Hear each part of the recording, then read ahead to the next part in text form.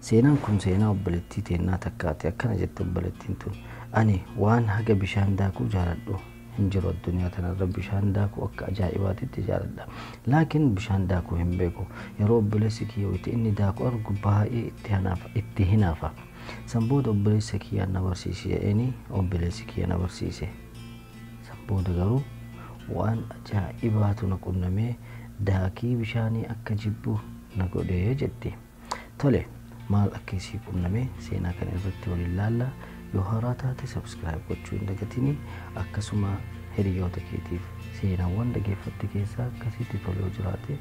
share gochuuf hin dagatinii gara seenaatitti haasennu. Mucattii takkatu jira baadiyaa keessa jiraatti baadiyaa isaanii kana keessa immoo mana isaanii irraa xiqqoo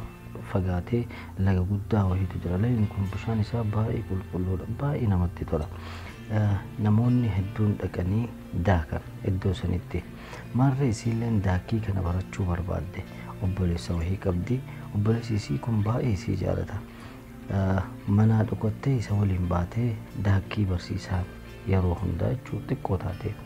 osoma akkas jedhu osoma akkas warri ammoo mucattii tanaatti dubartii dhalakkii mucattiin nana jedhanii itti ka'an hin tumanu itti garii fuudhee obboleessuma waliin baatee wayita deebitu isiin hin tumamti obboleessi ammoo sitti himee jira laakiin ani fedhii kee guutuudhaaf akkana godhe yaani fedhii makee akka ati natti mufanneef akkana godhe malee warri kenna akka hin barbaanne hin beeka jedhaan almuhim haala san irratti yeroo dheeraa jiraadhe jetti sanbooda daakii akka ajaa'ibaatitti baradhe sanbooda wayita obboleessi kiyya laga hin jirre laalee hiriyoota tiyya waliin deemee daakuu jalqabe obboleessi kiyya garuu yoo ani laga deemuu kiyya beeke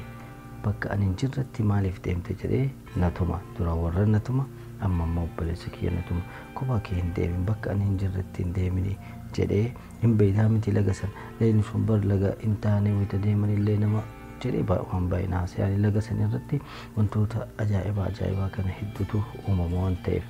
almuhim gaafa tokko nagaa rabbiitiin osoo mana taa'aa jiru bishaan daakuutu sammuu kiyarra dhufe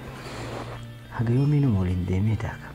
har'amee adda kiyya haa deemu jedhe li'annu warri kennaa mana hin jiran gabaa deemanii mana keessa akka jiru obboleettii ta'e xiqqoo takka qofatu mana keessa jira hin deebi'a jedheeni mana bahe wayita manaa bahu ammoo huccuu fudhadhee bahe obboleettiin ta'e akkaan bishaan daakuudhaaf deeme hin beekte laakiin na dhogguu hin dandeettu xiqqoo waan taateef akkuma ta'e sossobeenii manaa bahe isiin ammoo 100% beektee jirte sanbooda bishaan bira gahee huccuu kiyya baafadhee huccuu daakii godhadhee bishaan kana daakuu jalqabe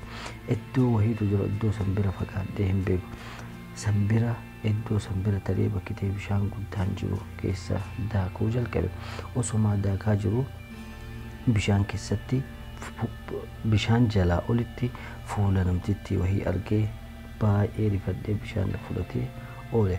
sanbooda hin daaka wayita jiru daakee gara badheetti baha wayita jiru akka waan luuni kiyya waan wahiititti rakkate bahuu dadhabee gumbatee akkuma godhe bakkitee miilli kee itti rakkate san irraa ba'e laakiin miilli kee homaa hin rakkanne bas haga sodaadhe irraa akkas ta'e jetti sanbooda mataa kiyya ol qabadhee waa qaqqara'ee sanbooda daakitti deebi'e fuula kiyya bakka qara akkana deemaa jiru irraa garanatti deebi'ee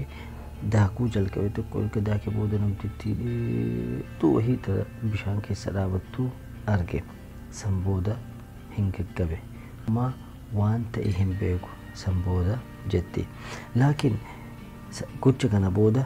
bishaan keessatti gaggabuu kee hin beeke jetti laakiin sanbooda iddoon inni itti of beeke manatti akkamitti manatti akka gahe hin beeku wayita manatti gahee yaani ka'u of biratti haadha tiyya abbaa kiyyaa fi sheeka wahii jiraa naqqara'aa ture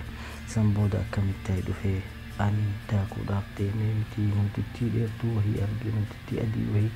jedhettiin beeytaa jedhe namticha iddoo sanitti tiisaa jiru wahiitu jira namtichi kun ammoo saree wahii qaba namtichi kun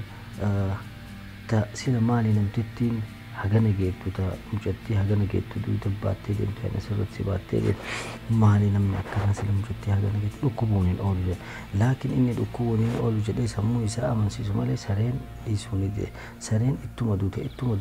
inni namtichi immoo saree makara irraa dhugu laakiin sareen osuma itti duutu gara miilaa kanaan uffata namtittii